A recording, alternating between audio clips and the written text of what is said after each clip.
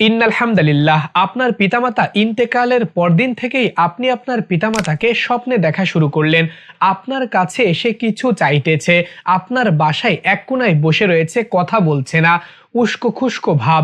সুপ্রিয় দর্শক, আপনার দিকে একগ্রতা চিত্তে তাকিয়ে রয়েছে। শুধুমাত্র পিতামাতার ক্ষেত্রে নয়, আপনার যে কোনো আত্মীয় স্বজন মারা যাওয়ার পরে এমনটি দেখলেন, আপনার নিকটতম বন্ধু ইন্তেকালের পরে আপনি এমনটি দেখলেন, অথবা আপনি দেখলেন না কিন্তু হঠাৎ করে 10 থেকে 15 বছর পরে আপনি চিন্তাও করেননি, তার কথা ভাবেনই নাই, কিন্তু রাতে স্বপ্নে দেখলেন আপনার কাছে এসে আপনার ওই বন্ধুটি, ওই আত্মীয়টি এসে কিছু চাইতেছে। সুপ্রিয় দর্শক, এগুলা কেন দেখা হয়? এইগুলা যদি আপনি দেখে থাকেন, অর্থাৎ মৃত ব্যক্তি আপনার স্বপ্নে আসলে আপনার জন্য করণীয় কি হবে, আজকের ভিডিও থেকে আপনাদেরকে আমি জানিয়ে দিব। প্রথমে আমরা জানবো মৃত ব্যক্তি স্বপ্নে কেন দেখা দেয়। এর সম্ভাব্য কয়েকটি কারণ হতে পারে, আমি একটি একটি করে বলছি। 1 নাম্বার, মৃত ব্যক্তি জীবিতদের দোয়ার প্রয়োজন হলে তারা দেখা দিতে পারে। অর্থাৎ আমলনামা দুর্বল বা শাস্তির মুখোমুখি হয়েছে, এমতো অবস্থায় মৃত ব্যক্তি জীবিতদেরকে দেখা দিতে পারে। 2 নাম্বার, আল্লাহ রাব্বুল আলামিন জীবিত ব্যক্তিকে হেদায়েতের পথে আনতে চাইলে মৃত ব্যক্তির মাধ্যমে বার্তা পৌঁছাতে পারে, আর তা হলো গুনাহ থেকে ফিরে আসার জন্য সতর্ক বার্তা হতে পারে, হেদায়েতের পথে আনায়ন করা হতে পারে, অথবা কারোর হক পরিপূর্ণ আদায় করার জন্য এইরকম মৃত ব্যক্তির মাধ্যমে সতর্ক বার্তা দেওয়া হতে পারে। এবার আপনারা বলবেন, হুজুর সবই তো বুঝলাম, কিন্তু মৃত ব্যক্তি স্বপ্নে এসে দেখা দিলে আমাদের করণীয় কি? এ সম্পর্কে সূরা হাশরে আল্লাহ রাব্বুল আলামিন বলছেন, ওয়াল্লাযীনা জাহাদু মিন বা'দিহিম ইয়াকুলুনা রব্বানা ইগফির লানা ওয়া লিইখওয়ানিনাল্লাযীনা সাবাকুনা বিল ঈমান ইলা আখিরিল আয়াহ। এই আয়াতে আল্লাহ রাব্বুল আলামিন বলছেন, আর যারা তাদের পরে এসেছে তারা যেন বলে, আমাদের পূর্ববর্তীদের যারা ঈমানের সঙ্গে ইন্তেকাল করেছে তাদেরকে আপনি মাফ করে দিন, ক্ষমা করে দিন। এই আয়াত থেকে বোঝা যায় মৃত ব্যক্তিদের জন্য দোয়া পাঠানোটা খুবই গুরুত্বপূর্ণ একটি বিষয়, কারণ এই আয়াতে বর্ণিত হয়েছে পূর্ববর্তীদের যারা ঈমানের সঙ্গে ইন্তেকাল করেছে তাদেরকে আল্লাহ মাফ করে দিন। মৃত ব্যক্তিকে স্বপ্নে দেখার পরে 2 নম্বরে যে আমলটি করতে পারেন সে সম্পর্কে নবীজি বলেছেন, যেটা সহিহ বুখারীতে উল্লেখ রয়েছে। মৃত ব্যক্তি মারা যাওয়ার পরে 3টি জিনিস তার চালু থাকে, অর্থাৎ সকল দরজা বন্ধ হয়ে যায় 3টি জিনিস ব্যতীত।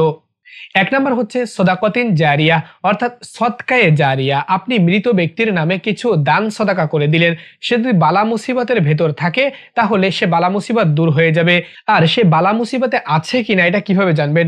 অনেক উলামা ইকরাম বলেছেন, সে যদি চুল উস্কো খুস্কো ভাবে আপনার কাছে আসে, জামা ছেঁড়া ফাটা অবস্থায় আপনার কাছে আসে, পায়ে জুতা স্যান্ডেল বিহীন আপনার কাছে আসে, তাহলে আপনি জেনে নেবেন সে হয়তো বা কষ্টে নিপতিত থাকলেও থাকতে পারে।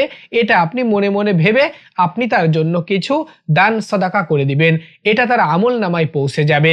2 নাম্বার যে আমলের দরজাটি খোলা থাকে তা হলো আও ইলমিন ইউনতাফাউ বিহি, উপকারী ইলম। অর্থাৎ আমি কাউকে ইলম শিখিয়ে গিয়েছি, ভালো ইলম, ভালো জ্ঞান দিয়েছি, এরপর আমি মারা গিয়েছি, তাহলে ওই জ্ঞান যতদিন পর্যন্ত দুনিয়ার বুকে থাকবে ততদিন পর্যন্ত আমি সওয়াব পেতে থাকবো।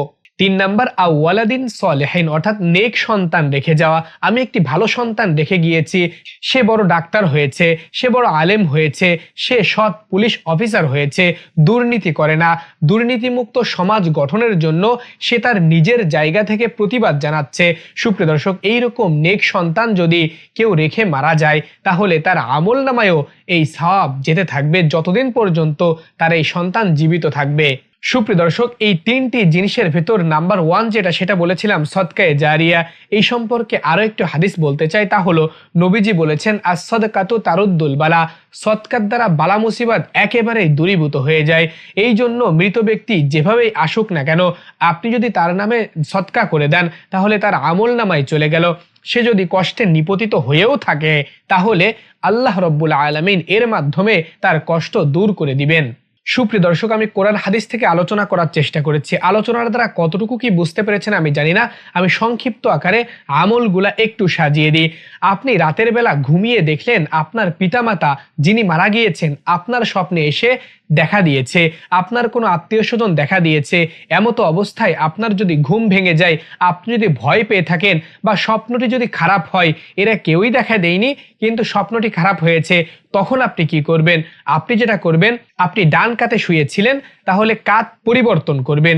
আপনি যদি বাম কাতে থাকেন তাহলে ডান কাতে হয়ে যাবেন। আপনি যদি চিত হয়ে ঘুমান তাহলে ডান কাত হয়ে যাবেন। এভাবে পরিবর্তন করবেন। 3 বার আউযু বিল্লাহি মিনাশ শাইতানির রাজিম এটা পড়বেন। সকলেই পারেন আশা করি। সালাসা মাররাত 3 বার পড়ার কথা বলা হয়েছে, 3 বার পড়বেন। আর যদি সম্ভব হয় সামান্য একটু থুতু বাম পাশে নিক্ষেপ করবেন। সুপ্রিয় দর্শক, এইটা করার কথা হাদিস শরীফে উল্লেখ রয়েছে। তাহলে এই রকম বাজে স্বপ্ন আপনি আর দেখবেন না। আর যদি আপনি মনে করেন বাজে স্বপ্ন নয়, আমার কোনো আত্মীয় আমাকে দেখা দিয়েছে, আমার কোনো আপনজন আমাকে দেখা দিয়েছে, স্বপ্নে কিছু বলতে চাচ্ছে, এই রকমটা যদি হয়, যদিও স্বপ্নটি দেখার পরে আপনার খুব খারাপ লাগছে যে সে হয়তো ভালো নাই, এই রকম লাগছে, তাহলে যে কাজগুলা করতে পারেন, নাম্বার 1, আপনার যদি সামর্থ্য থাকে তাহলে একটু আল্লাহর রাস্তায় তার নামে দান করে দেন। 2 নাম্বার যে আমলটি করবেন সেটা হলো পাক পবিত্র হয়ে একাগ্রতা চিত্তে জায়নামাজে বসে 3 বার সূরা ইখলাস পড়বেন, 1 বার দুরূদ শরীফ পড়বেন, 7 বার দোয়া ইউনুস পড়বেন। দোয়া ইউনুস না জানলে ইউটিউবে সার্চ করে শিখে নেবেন, 7 বার পড়বেন, দেখে চাইলে মুখস্থ যে কোনোভাবে পড়তে পারেন। এরপর আল্লাহ রব্বুল আলামিনের কাছে দোয়া করে বলবেন এই সমস্ত সওয়াব মৃত ব্যক্তির বা অমুক ব্যক্তির আমল নামায় আপনি পৌঁছে দিন। এর দ্বারা কি হবে? 3 বার সূরা ইখলাস পড়ার দ্বারা হাদিস শরীফে এসেছে 1 খতম কোরআন শরীফ পড়ার সওয়াব হবে। সুবহানাল্লাহ। তাহলে 1 খতম কোরআনের সওয়াব আপনি পাঠালেন। আর 7 বার দোয়া ইউনুস পড়ার দ্বারা কি হবে? দোয়া ইউনুস হচ্ছে বিপদ আপদে পড়ার উত্তম একটা মাধ্যম, উত্তম অস্ত্র বিপদের বিরুদ্ধে। সে যদি বিপদে নিপতিত থাকে তাহলে তার বিপদ কেটে যাবে। আর দুরূদ শরীফের ব্যাপারে কি বলবো, নবীজি বলেছেন আমার উপর যে 1 বার দুরূদ শরীফ প্রেরণ করে তার উপর 10 বার রহমত বর্ষিত হয়। এই জন্য এই বিষয়গুলা খুবই গুরুত্বপূর্ণ।